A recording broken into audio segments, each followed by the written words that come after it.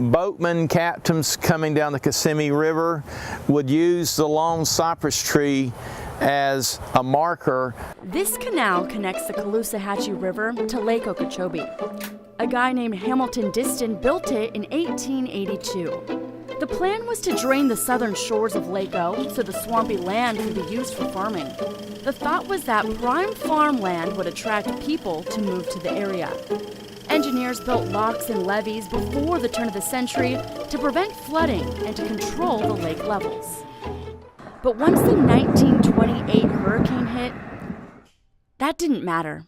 There was roughly about 1,000 people living here at the time. So imagine 1 out of every 5th person here in Moorhaven lost their life. You would have as many as 6 bodies tied to the back of your rowboat, and they would row up to the locks here and they would offload the bodies. And this was just in Moorhaven. Thousands of people drowned. The hardest hit areas were Clewiston, Belglade, South Bay, and Pahokee. The hurricane came off the Atlantic coast, hitting West Palm Beach first before moving through the Glades area around Lake O. Remember, this was 1928. No radar, no hurricane tracking, little to no warning because nobody expected the hurricane to hit. So you had very little time to react.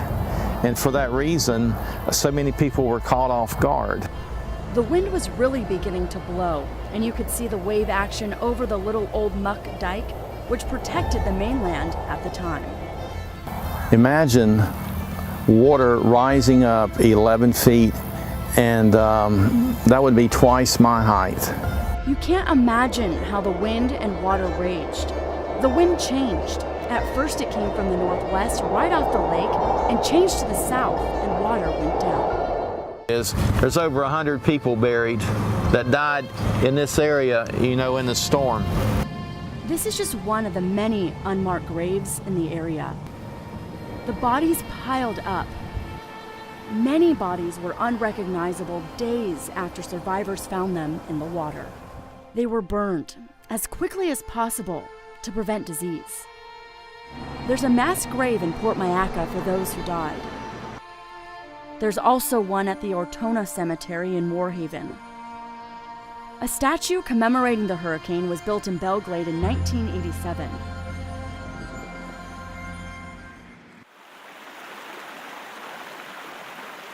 Today, the Herbert Hoover Dike is in place to prevent that kind of disaster. The dike you see today has been in place since the 1960s. After the hurricane, the state created the Okeechobee Flood Control District with the U.S. Army Corps of Engineers. And work continues today to prevent the catastrophe of the 1928 hurricane from happening again.